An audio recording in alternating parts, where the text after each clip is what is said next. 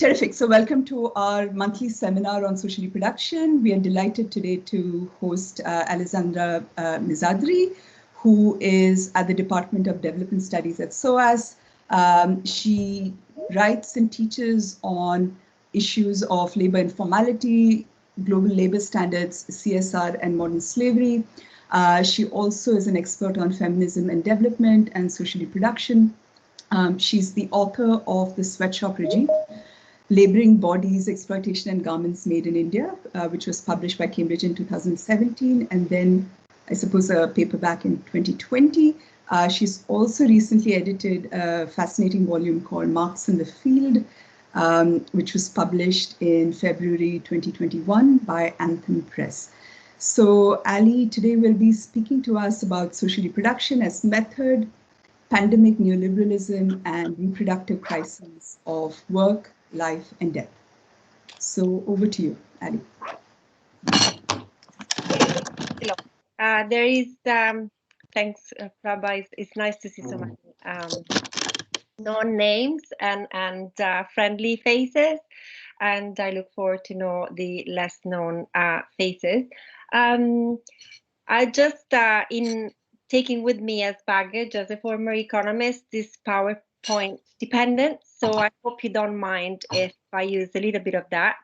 They're far longer than I can speak for, but you know, there'll be a useful visual aid for me, hopefully, with some of the imageries also for you, for the processes that I want to focus on. So let me see if I manage to share at all. I'm not sure I can actually. Let me see. Yes.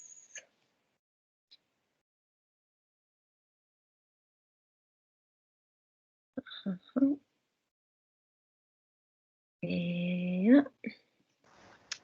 I don't think to be able to share my screen. Do you see anything? We do see your screen, I think, but we're seeing attendees rather than your PowerPoint. Okay. So what am I doing wrong? I think you need to select the window you want to share the screen of. Yes, but let me see why I don't see it. Are you down as co-host? Because you need to be a co-host. Yeah, that's perhaps what the issue is. That. That's only for Zoom, I think, not for... Okay, you're right. Yeah, I've just been on Zoom, so... If you want to send it to us, Ali, we can try and share it too. But we can also wait for a few seconds to if you try. Yeah, I see it now. Do you see it now? We see it. Aha, that's good. Okay, so so this is this paper has a story for me. It started off with a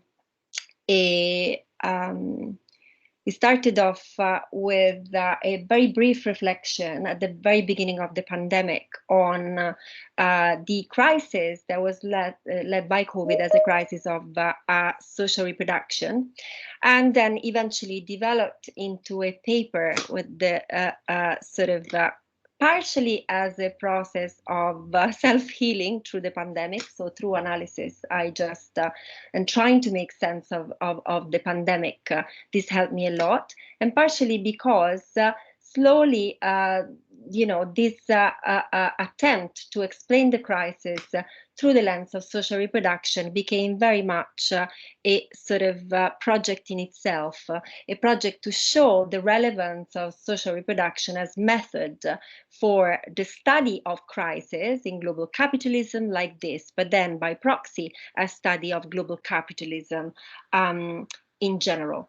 Let me see if you can see the slides moving. Yeah. We see the cover slide. Okay. Do you see it now? It's not moving yet. No. Yeah. Ali, sometimes when you have the other slides on the side, it helps rather than the full screen. Yes, but now I'm in that mode. Ah, okay. So I'm not quite sure that they're moving. This is why I'm asking, because I know that Teams can be a bit tricky. It's not moving. Okay, I'll just send you the slides, Prabha, and then I anyway spoke without them, although Okay. just a bit. Okay, should have thought about it before. Let me see.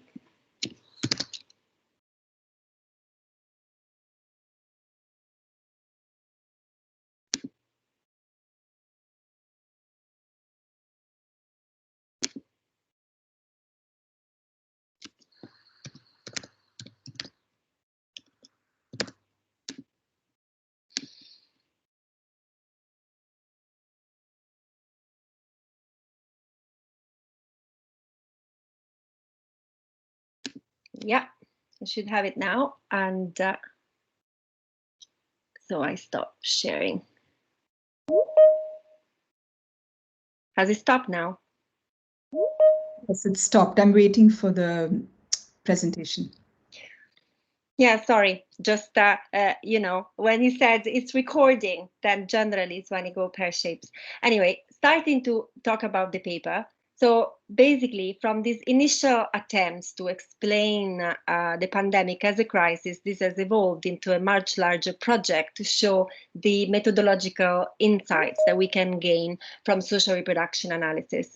Now, I've been part of conversations around different approaches to social reproduction, and my aim with this paper was really to celebrate the diversity in these approaches, so to show how through the many different lenses of social reproduction, you can actually elucidate, you can actually shed light on different aspects of the crisis. So on this basis, I identify three particular approaches to social reproduction that, in my view, are very helpful to highlight different aspects of the crisis. One is social reproduction theory that focuses more on the institution and governance, the reproductive institution and governance of capitalism. The second is instead early social reproduction analysis, and they're concerned with the relationship between productive and reproductive labor. And the third is a growing literature that combines insights from racial capitalist analysis with social reproduction insights. Although I have to say that in relation to this third lens through which I try to sort of represent the crisis, I also draw from authors. They're not necessarily concerned on social reproduction, like Achille Mbembe or Orlando Patterson, I still argue that you know, make arguments that are very relevant for our understanding as of the pandemic as a reproductive crisis, which is deeply racialized. So let me get back to my slide for my own purposes. So the first, when writing in the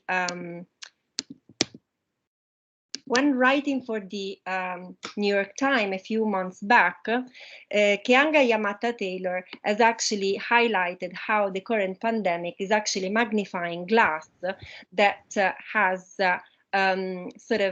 put the emphasis on the very deep processes of inequality that characterize global capitalism, specifically with reference to the US. She wrote, "American life has been suddenly and dramatically upended, and when things are turned upside down, the bottom is brought to the surface and exposed to the light." So I just very much work this paper from this question, and the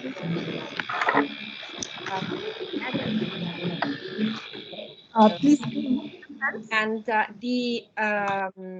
so using these three different approaches of social reproduction, I wanted to make different claims and show which have been the transformations brought by the pandemic, but at the same time to also see them as processes of a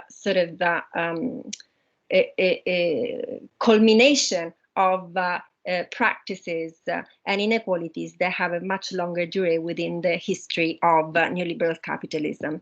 So I'll start from the first characterization, which is the pandemic as showing a crisis of governance of what Sarah Farris and others have called the business of life. So that I draw here from social reproduction theorists like Nancy Fraser, Titi Bhattacharya, and others.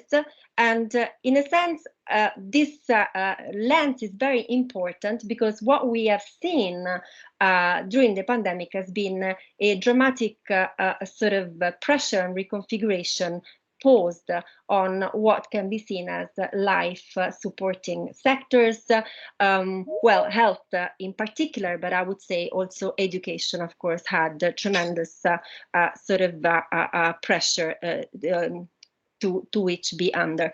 Now, of course, we reached this situation of crisis during the pandemic after years of neoliberalization, which have produced the concentration of resources in public sectors, which have impacted these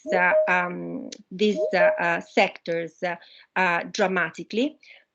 So we know that with the new liberalization, we have the creation of substantial care gaps and the formation of global care chains, which particularly in the realm of health have been very significant. Our NHS is, there's a wide literature that shows how it relies on nurses from different parts of Africa and Latin America. Nicola Yitter has written about this. And on the other side of the relationship, Salima Valiani has written about the reproductive unequal exchange that has meant a brain drain from certain regions on what she defines as reproductive knowledge. Now, similar processes have taken place in education with the spread of private-public partnerships across the global south. This is a well-known sort of outcome. But at the same time, we have that also in the global north, we have processes of systematic privatization that have taken place. Well, as a mother to a young child, I know all too well about the process of privatization of nurseries, for instance, and there is amazing work done by the University of East London colleagues on how this sector in particular has gone through processes of concentration of ownership that see financial intermediaries and different credit agencies actually be at the forefront of the private nursery business. Now, COVID-19 has hit in the context of this type of crisis. And what is really interesting and what defined the first feature of what I call pandemic neoliberalism is the fact that despite the fact there is large evidence that private partnerships were the reasons why health systems in much of the global south actually were really not prepared for the crisis. Not that everybody was, but the number of ICU beds was really, really minimal. Is this process of privatization or semi-privatization. But at the same time, if you look at the COVID fund relief pushed by the World Bank and others, as colleagues at SOAS have demonstrated, there's a fantastic paper actually by Elisa van Benberger and Urania Dimaku and others that have shown that half the relief fund for COVID has actually gone to private-public partnerships that actually sustain private actors in the process. So the issue is we're curing the disease with exactly the same, with the disease itself when it comes to the practices that have been escalated, particularly in the health sector, but also in relation to education. So I think the lens of social reproduction theory, where they focus on the governance of life-supporting sectors, is crucial for us to understand not just how we arrived to the crisis so unprepared, but how this has escalated into a deeper crisis of social reproduction, very much in line with insights by Nancy Fraser and others. Now, the second characterization that I want to sort of place the emphasis on is instead based on insights from early social reproduction analysis, which I think provide yet crucial elements that allow us to understand the pandemic as a crisis of social reproduction, because these analyses have stressed very much the fictitious nature of separation between productive and reproductive work. I myself sort of benefited tremendously from the work of many of these feminists, because I do focus on labor studies and labor theories. And I would say that the insights of scholars like Silvia Federici, Leopoldina Fortunati, and others are fundamental to understand both how the crisis has exposed old fictitious dichotomies, but also how it has created new ones, which is the case, particularly with reference to the rise of the category of essential work.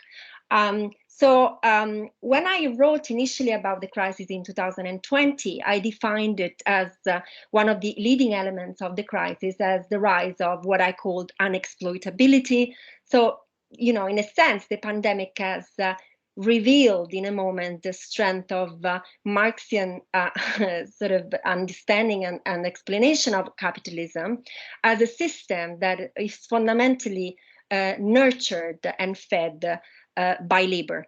Because it's a crisis where we haven't seen the destruction of any physical resources, we were not at war, we haven't seen calamities, so destruction of physical assets or financial, but at the same time, by the removal of the most special commodity of all, especially in the first phase of the pandemic, which is labor, the entire system has actually come to a halt. And so in a sense, he has revealed, on the one hand, the sort of Marx hidden abode, but at the same time, he also has shown how the body, as argued by Silvia Federici, is the first machine ever invented by capitalism, because not only we have seen how labor was central to work in the system, but also the fictitious nature of this productive-reproductive distinction as millions actually have turned.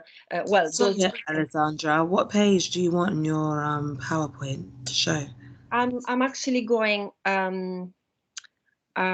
without at the moment, but you can put 9. Okay, no problem. Yeah. So, so basically, yes, so the relevance of centering analysis of capitalism on labor, and at the same time, recognition of this fictitious separation between productive and reproductive labor, because millions of us are turning into home workers, and in a sense, in many contexts where this was impossible, which is context in the global south characterized by large informal economies, this was not possible because productive and reproductive processes in many cases already interplay and enmesh. Well, while the crisis has revealed the fictitious separation between productive and reproductive work, has generated new dichotomies at the same time, and in fact, the sort of most discussed categories that is emerged is that of essential work, which is yet another very problematic category, as highlighted by colleagues, again, like Sara Stevano, Rosimina Ali, and others, with reference to a comparative study they did recently in the Canadian Journal of Development Studies, where they showed how what is considered essential has changed dramatically with context, and speaks very much about the both productive and reproductive regimes that are dominant locally, and also other feminist social reproduction analysts have highlighted how the celebration of essentiality has actually hidden the sort of exploitative nature with which some categories of essential workers have actually shouldered the weight of the pandemic. So Veronica Gago, with reference to Argentina, for instance. I've made this argument with reference to popular economies, but also Sarah Faris have actually reflected on how this reification of the category essential has mainly focused on certain groups and also had the knock-on effect or the risk to represent other types of jobs as non-essentials. So it's sort of a new dichotomy that is easy to be sort of manipulated. In all of this, the issue of unpaid care has not been resolved, and we know this in the UK and Europe very much, as you know, women have shouldered a significant part of the crisis when it comes to the sort of magnifying effects of the crisis in terms of a rise in reproductive burden. But across the global south, which is characterized by informal economies, we have even more so this particular sort of issue if we consider, for instance, how villages or popular economies and informal economies and networks have socialized the effect of the crisis in different ways, by sort of supporting returnee migrants in India, by sort of providing collective unpaid support to the poor, and so on and so forth. Bina Agarwal has written about this with reference to Kerala. Veronica Gago and Lucy Caballero has written about this with reference to Argentina, and so on and so forth. I got to the slide number 13, which is a picture. I think it's easier. Yes, so all of these trends have been highly racialized, and there are a number of contributions that grappled with sort of combining insights from theories around racial capitalism with social reproduction analysis. And I think, to me, this third sort of lens is fundamental to capture the sort of yet a third and fundamental aspect of this crisis, which at the same time allows us to reflect on a third and fundamental aspect of global capitalism in general, which is the racialized features of patterns of life and death under the pandemic. So already sort of patterns of work have been highly racialized if we consider both who has been able to move into homework during the crisis and who haven't, and also who have been at the front line of essential work of the most precarious type. And here there's a very complex geography at the world scale, which involves BAME and Black workers across the UK and the US, but migrant workers in Europe, also coming from Eastern Europe, Romanian in particular, low caste in the case of India. By the time I wrote this, a lot of the focus was on domestic and sewage workers, and now instead a lot of the focus is on crematorium workers, and South Asian in the Gulf in the context of the kafala system, and so on and so forth. So the picture which I hope you see, which is slide 13, is New York City in 2020. So that is, capture, I would say, very much the sort of crisis of death that we have seen during the pandemic. The following picture 14 is current context in Delhi, one of the crematoriums that have been set up, and I would say that a third lens, social reproduction lens to capture the crisis, is sort of this reflection that we really need to sort of engage with on trajectories to surplus living, which have been laid bare by the crisis.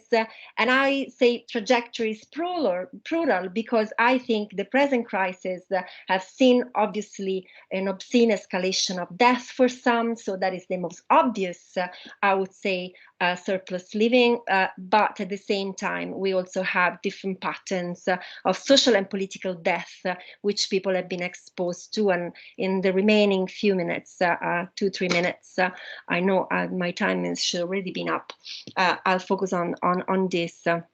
So the first are the deaths, and if you look at the Lancet and the papers put out by the British Medical Association and the Annals of Internal Medicine in the US, there is an agreement that the excess mortality of certain categories, BAME and Black population, cannot be explained by comorbidities. So basically, it's only by looking at the compounded effect of patterns of work, overexposure to contagion, and poverty in housing and other forms that guarantee possibilities to shelter, that will understand this compounded crisis, not through the usual reference to diseases of poverty alone. And in a sense, it just had great continuities with the analysis that stress death as the ultimate reproductive crisis under capitalism, and one that can only be understood as part of the racialized experience that define capitalism itself. The second is instead also to pay attention to these varying trajectories of surplus living or social death, to use an expression used by Orlando Patterson in the context of slavery, but that has been used more flexibly by several feminists, including Judith Butler and more recently Kawashima. The fact that you have this overexposure to risk of the pandemic has both shaped a sort of very precarious and very vulnerable reserve army of labor that could join the death in a sense any moment because of the exposure to the disease, and at the same time instead speaks about the spiraling up of a number of liminal populations for which the debate has been pretty much both in the initial part of the pandemic and now with reference to vaccines as spendable, right? So on the one hand, we have an escalation of the category of indispensably disposable, so all these so-called essential workers, which are very precarious and they're still like overused, even with very meager salaries, and in a sense they can join the ranks of those that face contagion, possibly death.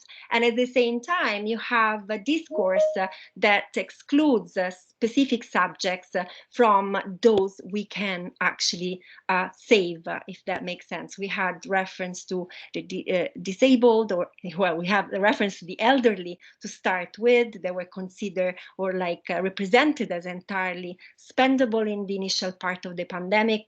We had seen in this country the do not resuscitate orders forced by GP on different categories of disabled people before they were called out by different disability organizations.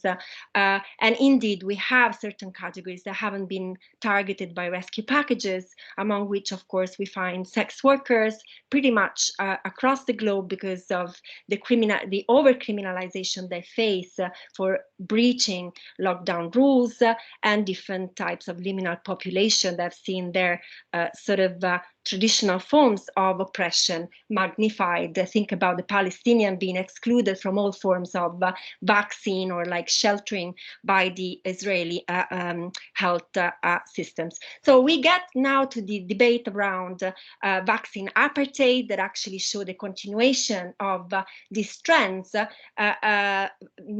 very much through a very similar lens, which is now re-establishing this also as patterns of global inequality, whereby you have a concentration of vaccine in the global north, and instead with vaccines being virtually inexistent and very expensive in parts of the global south. So to me, together, these three lenses and the different social reproduction approaches all contributes very differently toward the understanding of the crisis, but together combined, they really produce, I would say, a very sort of accurate vision of what the pandemic has been about and how the current crisis is still unfolding. And I'll stop here because I'm really over time. Thank you. Wonderful. Thank you, Ali, for such a brilliant talk. I think it's very, very stimulating. And as all of you know, these conversations are fairly informal, so you can just raise your hand and speak up.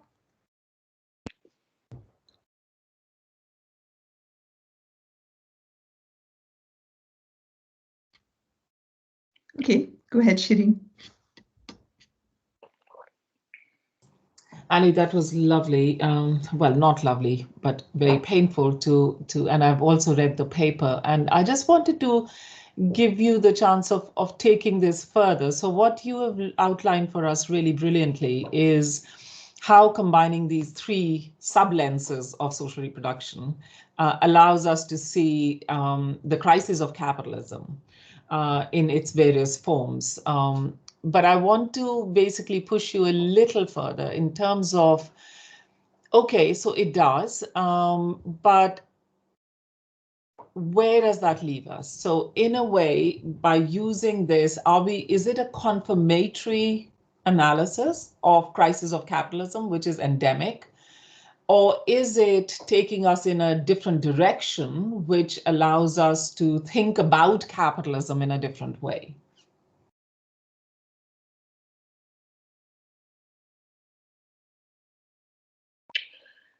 I think, in a sense, like just a cheap answer to you, it would be that it's a bit of both. So, in a way, to me, it was a confirmation of the directions the crisis is going, because a lot of this work for me has been really sort of a process of learning, or like trying to categorize the crisis for me as a person to make sense of what we've gone through. Me as a person that is many things at once, I guess. So, so the confirmation aspect in the analysis is indeed there, but I would claim that it also proposes a very different vision of capitalism that hopefully can speak about diversity, which is generally presented in competition, or like analysis that are presented in competition to one another.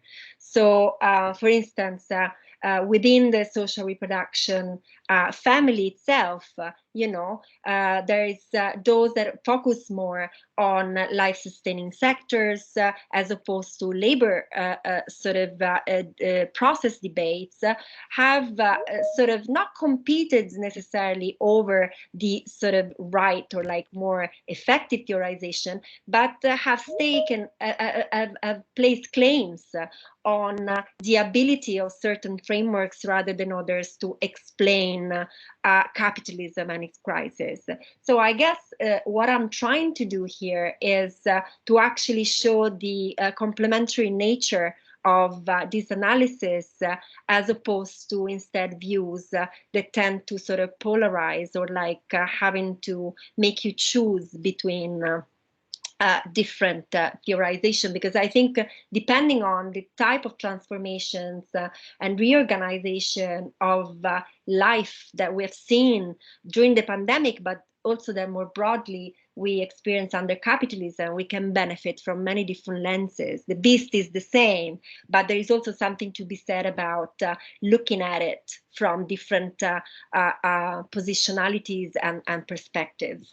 And also the strong sort of focus that I placed on death as part of the capitalist process, I think, well, the pandemic forces us to do so, but I think theories of capitalism actually do not necessarily treat death as really central, as the ultimate reproductive crisis we face, or like some groups face more than others. I think theories of racial capitalism and racism has been far more apt to sort of center death as a fundamental aspect of the process of racialization and experience of racism. But then how this connects with the workings of capitalism, and how this connect with how we experience work is something which I hope the paper also sort of brings to the fore. Sorry, can I just jump back one more question, Prabha? Yeah. Quick. Yeah, no, I just want to pick up on the death question, because I think that is really, really critical. But even there, I'm just wondering what would be, so if we were to take Malthus and the Malthusian theories of population, and then you take Ehrlich, and there's a kind of an arc, a historical arc that we can draw even on death and surplus populations and capitalism and Marxist analysis, right, in terms of sort of labor. So I'm just, but I really appreciate the focus that you have placed on death. And I also wonder whether sort of like the Spanish flu, you know, so many millions died, but we didn't know about it and we didn't have the statistics. So it's kind of measurement of death as well, which has kind of be, you know, revealed lots of things which perhaps we didn't know before. So thank you. Terrific. So I think there's a question from Shalini about what can we learn from countries that did do well in curbing the pandemic, and what are their configurations of social reproduction and capitalism. And then a question from Lakshmi Lingam about the question of domestic work, intimate partner violence, and the expendable labor of migrants have gotten visibilized as the underside of capitalism. So would you link this to social reproduction as method? Maybe you can respond to those two, and then there are, you know, there's a third question that we can come back to. Yeah. I think, you know, the answer to the first question is shifting. I think if I was asked this question 7 months ago, probably I would answer differently. So I think in answering, I just do it with a pinch of salt, in a sense that the situation seems to be so fluid, right? The first wave in India didn't kill as many, and instead now it seems like never ending. So there are also a lot of things we do not necessarily know. But what I can say is those countries they have been characterized by highly privatized health systems are those that dealt less well for the crisis.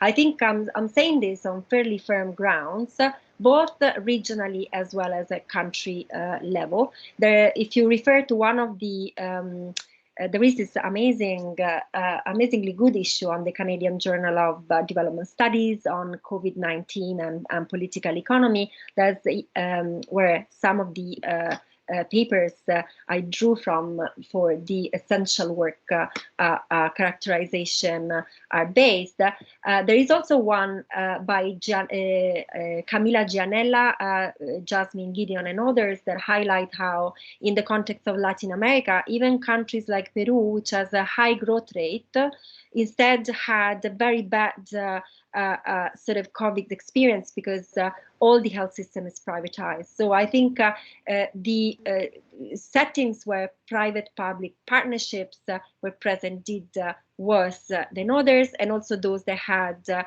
populist government. So like the UK, of course, within Europe, and well, Brazil, India, Modi's India, and so on and so forth. So you can, if something see this match between a demobilized reproductive system in terms of health and at the same time some certain forms of government for sure. In Italy itself, we have a public system, but the regions where privatization was more rampant, Piemonte, Lombardia, they're very rich regions. So everybody expected them to do better. There are those that did worse. So I think this we can say on pretty firm grounds. So the second question is about domestic violence. Of course, that is part and parcel of the reconfiguration of the world of work during the pandemic, and the sort of and at the same time the internalization of for instance schooling by women across, this happen actually across the globe. So, and I think particularly here match with poverty, poor housing, this had a massive escalating effect. So I would say that with reference to domestic violence, definitely you can tell this story of rising domestic violence has a story of crisis of social reproduction that is actually the point of the iceberg of compounded effects of transformations that we have seen in the sort of in the sectors and relations that I focus on. Yeah, so I'll just stop there. Terrific. So I think there are two more questions. One from Inayat, which is about how do you see necropolitics in Western nations where there is no surplus population? Was that, maybe Inayat, do you want to just articulate your question to Ali directly? Yeah, go ahead. What was the role of necropolitics in Western nations where is no surplus population? Was there a pandemic hit to population of refugees or Western, Afro-Westerns or Asians, particularly laborers? Hello? Yeah. Yeah, okay. My reading of necropolitics, it's not necessarily related to de facto presence of surplus population. So that you have different sort of trajectories of turning groups into surplus.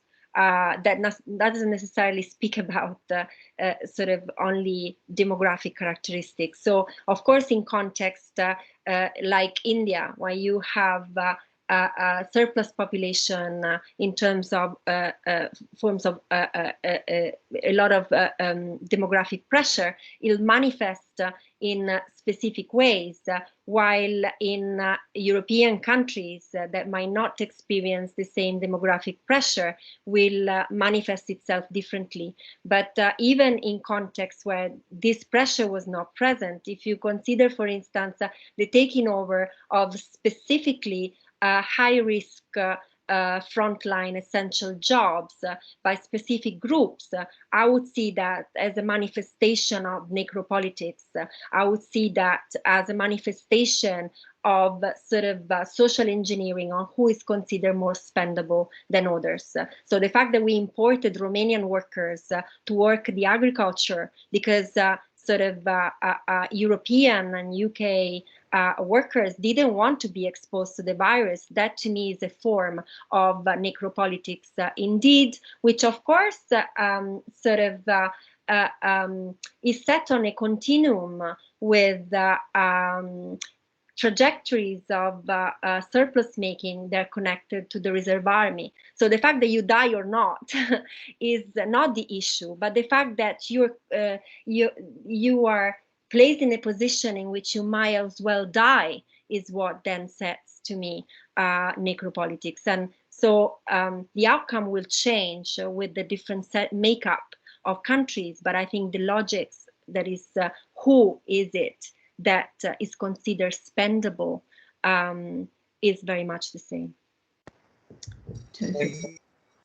So I think Eleanor has a question about how,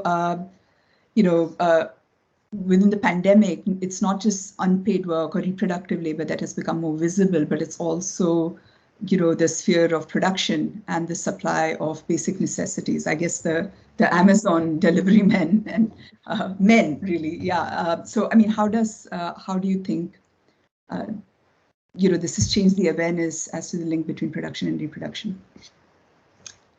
Well, I think when I say that I draw from theorization on the relationship between productive and reproductive labor, I think this theorization have gone through significant transformation. So if you look at the debates in the 1970s, it was very much around domestic labor, and because of its sort of organization through the lens of the domestic, it mainly focused on women, right? Already, I think, with the scaling up globally of the domestic questions with the constitution of global care chains, I'd say that this link with women has weakened a little bit, because you might have reproductive work that is being redistributed also to men that might experience different types of advantage on the basis of migration patterns. And in the context of Amazon, effectively, I'd say, well, first I definitely define delivery services and the likes as reproductive work in the context of societal reproduction. So not necessarily at the level of household reproduction, but definitely at the level of societal reproduction. And if you look at the social profile of the Amazon worker, generally, even when male, is a migrant, either coming from, I don't know, I like to speak to the delivery workers that we have seen, so either Eastern European or Latin American, or so we come across sort of very rarely people from the dominant male group doing this type of work. So I still define it as reproductive work in relation to societal needs.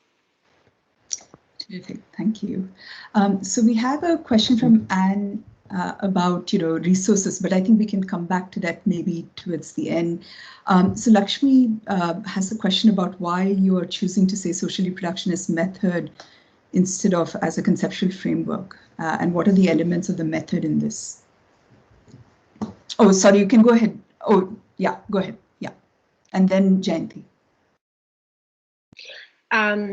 So basically, as methods, as a methodology into the study of a specific process. So, that you gain different, I would say, outcomes, or like you gain different vantage points if you focus on analyzing phenomena from the point of view of the productive sector, so the classic capital-labor relations, or from industry point of view, and instead you gain other insights if you start from a lens that instead centered reproductive realms and activities and work, however differentiated in various ways.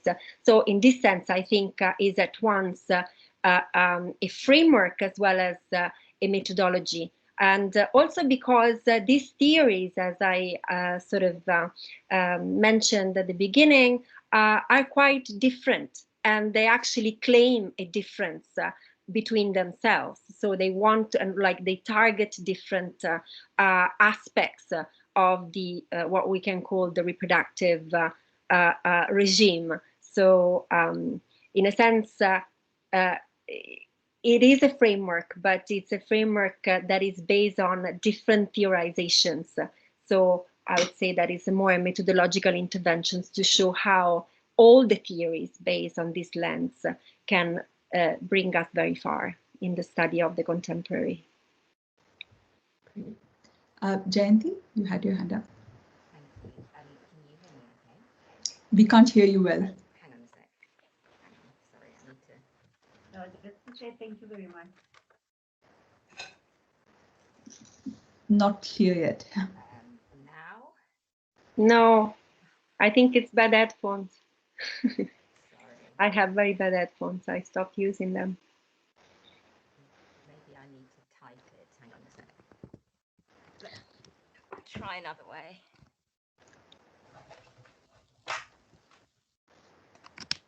Now? Yes. Okay, great. Thank you so much for the presentation, Ali. It was really informative for me. I've been thinking a bit over the past week about where hope lies in this awful mess, and I guess one of the kind of one chink of hope I found in the UK was the statements made by the COVID families of the bereaved in solidarity with the Hillsborough families who have just been told they won't, they won't be able to get justice, or potentially won't be able to get justice. And it's quite different, I suppose, from the kind of traditional forms of resistance that we think of against capitalism. And I wondered whether you think that using these three lenses together can or should develop our understanding of shifting modes of resistance against capitalism, given that the crisis has disproportionately affected us in the spheres of unpaid work, in relation to death, in relation to the racialized impacts of the pandemic. Or I wonder whether you actually think those traditional, unionization in the paid workplace is as relevant as ever. I think all of the above. So I don't think you can adopt lenses that bring us in different directions and then instead operate a sort of counter tendency process of trying to sort of bring everything back to a unique trajectory of resistance. Actually, in all of my work, I'm trying to sort of celebrate the different ways in which one can fight in very different ways, because even before this current work, I was anyway, both as activist and as academic, committed to the study of global production networks, where you cannot really sort of focus on a one type of intervention. So I would say that there is surely a space for supporting what I would call reproductive struggles in the life supporting sectors, which involve the more organized labor. So your junior doctors, that did go on strike eventually, when they would just put a lot of pressure before the pandemic and also during the pandemic, when we were simply clapping for them as opposed to actually supporting them. But at the same time, I think if you look at the reorganization of the realm of work, I think there's different types of conversation, of struggles that have appeared as clear, and so that also different forms of pressure we need to place on policies that not only place care work at the very center of a future outside the pandemic, but also do not limit themselves just at basic income debates, which I have a lot of time for. But I think we are, and I just very much with Prab on this, that we really got to a point where, all the campaigns around wages for housework, which I would relabel as wages for life work, have to be placed at the forefront, so that those that have socialized, internalized care in unpaid ways that can stake claims towards the state. And I think supporting those struggles would be also very important, as important than supporting instead essential workers in more organized sectors.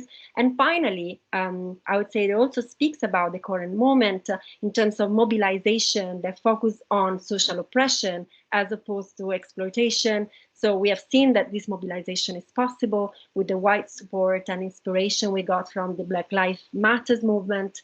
And I think I just hope that more than trying to sort of level down or narrow down all this diversity, we just learn how to sort of articulate struggles and, sort of looking towards a multi-struggle way of organizing, so that it's fine that you can actually focus on a particular struggle without wanting that to be the vanguardist sort of fight necessarily. Terrific. Okay, so I think maybe I had a very quick question, which is partly about the explanatory kind of role for capitalism, which I think has always met its limits in contexts like India. So I just wondered whether this overarching narrative around capitalism, how it actually translates in terms of responses of the state. And also the other question about And also this is related to this idea of resistance. So I wouldn't frame it as resistance, more reimaginings and sort of everyday utopias that, you do actually have seen. I mean, the flourishing of mutual aid in the UK, which nobody expected, or, the NHS volunteer service being oversubscribed, when everyone thinks actually that capitalism is completely deprived us of any ability to empathize with others. So I just wondered about the explanatory role of capitalism, and also the question of, the rendering, the making unpaid work visible has found some allies, certainly in the US context, for example, with, a lot of support from the right, like Mitt Romney's plan being even more ambitious than what Biden might have presented. So I don't know if that's just to do with, the conservative imagination of women's role in, going back to the household. I don't know if it's just that, or if there is something else that we are, is around the corner and we're not able to anticipate, that this this exposure or this visibility of unpaid work, whether it's kind of triggering of other responses from the right as well that we need to be thinking about. Yeah. And then we conclude with resources for further reading and thinking. Okay, so, well, very big questions, Prabha. In terms of state interventions, I really like Lynn Ostomi's reflections on the crisis in the context of Southern Africa, and why various states were unable to actually deal with providing rescue packages. And that was very much related to the type of capitalism that you experience in those regions, and the reliance on not just informal labor, but informal realms of circulations, markets, and so on and so forth. So it just, was virtually impossible, even if you recognize someone as essential and you want to actually reach you with a rescue package, to actually do so in any meaningful way. So I think what I hope this project of talking about capitalism through a reproductive lens does is to make it think about the capitalist process as primarily a reproductive process, as opposed to a process that involves certain forms of labor and it places us on a specific hierarchy, because I think that top-down vision is very difficult to first understand how a state can be effective or non-effective in reaching certain groups, and at the same time is also reproduces a picture of a hierarchy of exploitation, oppression that is very difficult to use as a platform towards wider solidarities. And this I've actually been arguing for a long time. Well, instead, I hope that with reimagining these different ways to actually talk about exactly the same thing, but to pitch analysis of capitalism as primarily a reproductive questions we all share, that can be the basis of interrogating the state from many different viewpoints, and creating the basis for different solidarities. In terms of the alliances, I'm Italian, so I'm used to all sorts of weird alliances taking shape, and a lot of us have to close their nose when Berlusconi, for instance, was attacked both by the left and by the right on the basis of moral ground, objectification of women. Even the church actually eventually then aligned with the left-wing debates. So I just say that it's true that we have seen, not in all contexts, I would say, we have seen a lot of celebration about women's unpaid work, but I still don't think that right-wing characterization have entailed thinking what it means for women's liberation and autonomy in terms of, for instance, imagining wages for care work, or for life work, or for housework. So I think in terms of the mismatch generally from the right perspective is between the discourse and the actual material implication of that. And also, I would say that we have seen women's rights being misrepresented or like being instrumentalized in many different ways. Sarah Farris has written very powerfully, for instance, about the use of women's rights and protection of women to support campaigns that were anti-Islam across Europe. So while I think we have to be very careful about the ways in which certain arguments are instrumentalized, I don't think that this per se is an argument to dismiss entirely. So we just need to work on our language and our sort of on our soundbites to make sure that, you know, the language differs from those characterizations. Great, thank you. So finally, Anne's question about, you know, what should we be reading? Understand social reproduction better. Well, in terms of there's a different. I would say on the crisis, what I find most inspiration from. So I found tremendous inspiration from Nancy Fraser 2017 chapter in Titi Bhattacharya's volume on capitalism as characterized by a series of reproductive regimes.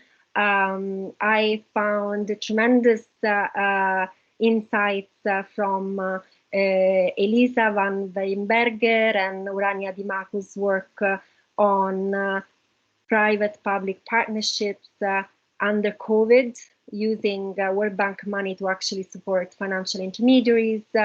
I found a lot of inspiration reading my colleague Sara Stevano and Rosi Minali's work on essential work. I found a lot of benefits in reading Veronica Gago and Lucy Caballero's work on economías populares in Argentina, but more in general on linking the COVID crisis with the more endemic debt crisis in Latin America. These are like Ni Una Menos activist, academic, and friends and comrades whom I find greatly inspiring. And Lynn Ostomi's work on unpaid care work during the crisis, as well as Bina Agarwal's work on the reconfiguration of sort of solidarity economies in the context of Southern India. I found I greatly benefited from those as well. Wonderful. I think that could keep us busy for a few months. Thank you. And Shivin's work on depletion, actually, because you can actually argue that you can also see depletion as through the third lens of the social reproduction analysis. If you think about who has been the subject that has been considered more sacrificable to the altar of depletion. So there have been an escalation of processes of depletion for certain groups, I think, under COVID, which I also find very much sort of connected with some of the theorization that use a different language for it. Terrific. There's one final question, and that we'll close, which is from Janvi Andaria. How do you see the gig economy's growth and its future in the shape of capitalism and social reproduction theorization? Very good question. The gig economy is treated as an alter to sort of the rest, but it's highly differentiated.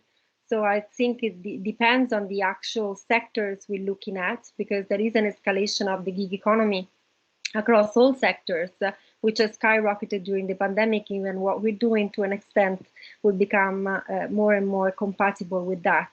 In terms of reproductive work, so work in the sort of the services which perform a societal reproductive role, I would say that what the crisis have done as on the one hand sort of increase the dignified nature of this type of work at the discursive level, but we haven't really seen any knock-on effect on conditions of work at all. It's something that has been rising pressure on these services. So the hope is that one can actually sort of use some of these celebratory sort of novel debates to instead think about new ways of campaigning for gig workers. But how this will take place depends tremendously on different countries, because the gig economy is very different in different contexts. Terrific. Thank you so much. Are there any final questions for Ali? Anyone else wants to pose any questions? I think not. Okay, well, thank you so much, Ali, for a terrific talk, which was so productive. Sorry for the slides. I should have thought about it before. This has been recorded, so those of you who missed it or want to share it with colleagues, we will definitely post it on our project website. So thank you again, Ali, and look forward to seeing this in print.